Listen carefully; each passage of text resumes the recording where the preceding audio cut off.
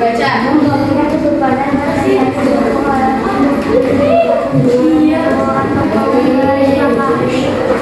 Nah, harus ingat ya isi perjanjiannya ya. Jadi di sini nanti nggak boleh umroh tahun ini, tapi boleh tahun depan. Dan itu tidak boleh 3 hari di Mekah, lebih 3 hari di Mekah nggak boleh.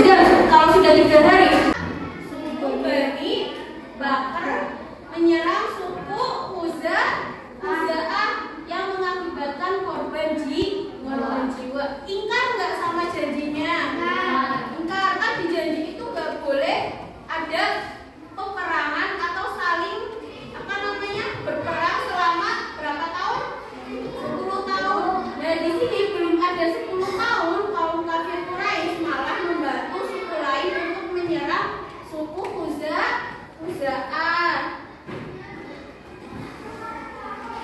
Nah, sikap kaum Quraisy ini jelas melanggar perjanjian kan? Ya enggak? Ya.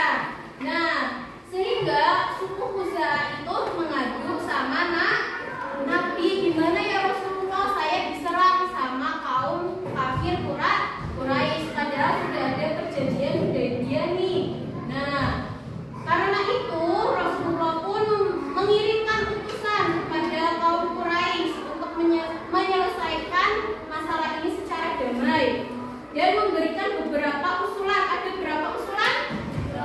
3. Yang pertama yaitu, siapa yang mau baca? Alia, tidak ada yang lain? Alia ya wes, Alia baca lagi. Kaum Quraisy Makkah segera menghentikan peperangan dengan suku Khuza'ah. Yang kedua, Alia lagi boleh.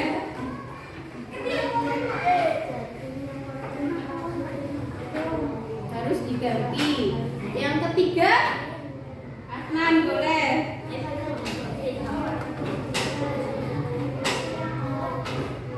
Oke, ada tiga tawaran ya untuk kaum kafir Quraisy. Bagaimana cara mengatasi peristiwa ini? Nah, di sini kaum kafir Quraisy memilih untuk membatalkan perjanjian Hudaybiyah. Nah, akhirnya Rasulullah karena tahu keputusannya untuk membatalkan perjanjian itu, Rasulullah langsung mengumpulkan pasukan dan membagi menjadi 4 bagian. Bagian apa aja? Bagian selatan, barat, dan timur. Dan mereka mulai masuk ke kota Mekah secara kompak. Jadi kota Mekahnya itu kan ada benteng pertahanan. Nah itu diblokir atau dikepung sama kaum muslim yang dipimpin sama Rasulullah, dikepung dari segala arah. Nah di sini kan otomatis kaum kafir Quraisy yang ada di Mekah, mereka ketakutan kan. Kalau perjanjian Hudaybiyah dibatalkan, maka boleh namanya berperang kan. Nah makanya Rasulullah langsung mengepung kota Mekah. Berarti Rasulullah tidak mengingkari janji ya, karena janjinya sudah batal. Nah di sini diiringi dengan bacaan takbir dan tahmid. Jadi kaum muslimin kan mengepung kota Mekah. Nah di situ sambil mengucapkan takbir, Allahu Akbar, Allahu Akbar. Tahu nggak jumlah pasukan muslimin yang ikut mengepung kota Mekah ada berapa? Tahu nggak? Nggak tahu ya? Nih ada 10.000 orang. Bayangkan 10.000 orang mengepung kota Mekah sambil membaca takbir. Maka kaum kafir Quraisy sangat ketakutan dengan takbirnya umat muslim yang sedang mengepung kota Mekah. Nah, tetapi di sini kaum muslim ini tidak dia tidak berperang secara fisik, maksudnya tidak bertengkar Ya, tidak bertengkar atau berperang secara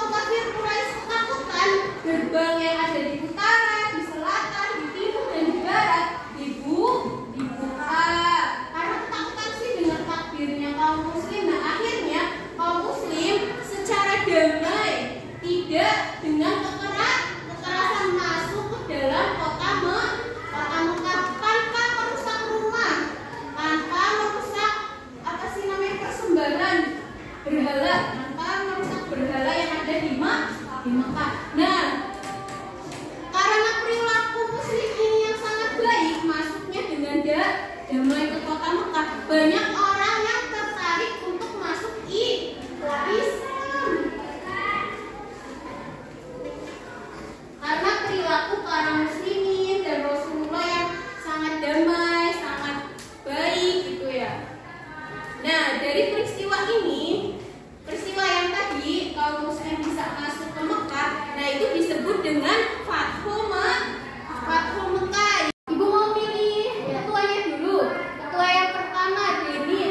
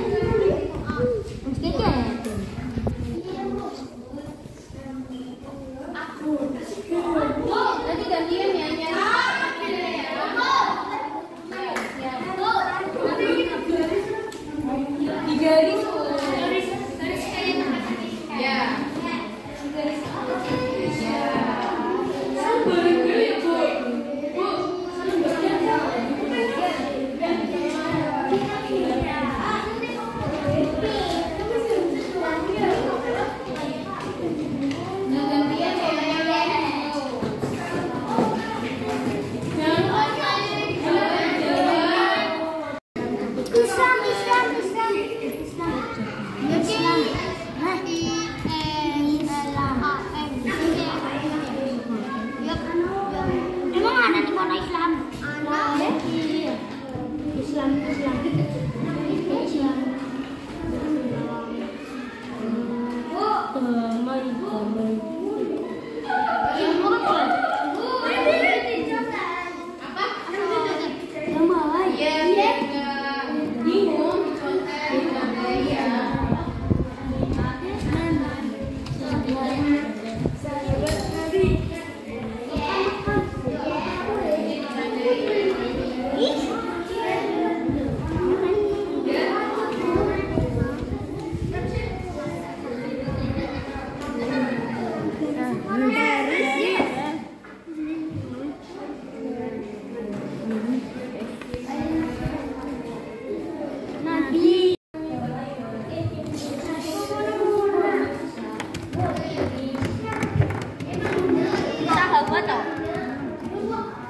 lupa nanti pertanyaannya dijawab ya.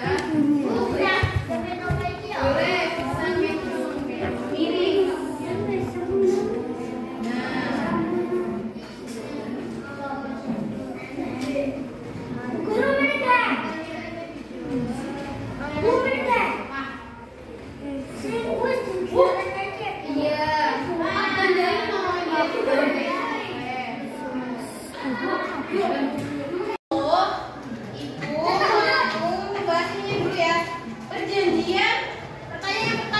Perjanjian Hudaybiyah merupakan perjanjian perdamaian antara siapa?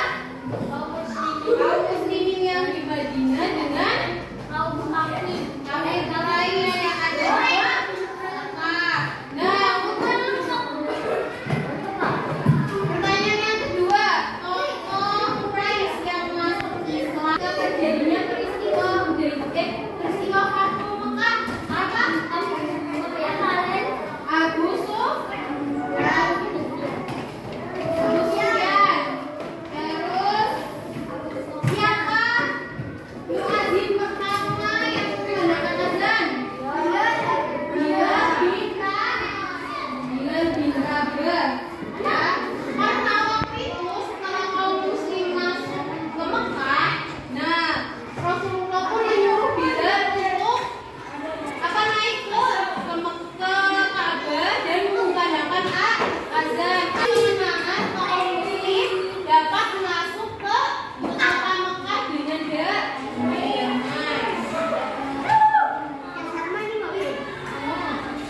Oke, rangkuman pelajaran hari ini ya. Yang pertama yaitu pada tahun 6 Hijriah terjadi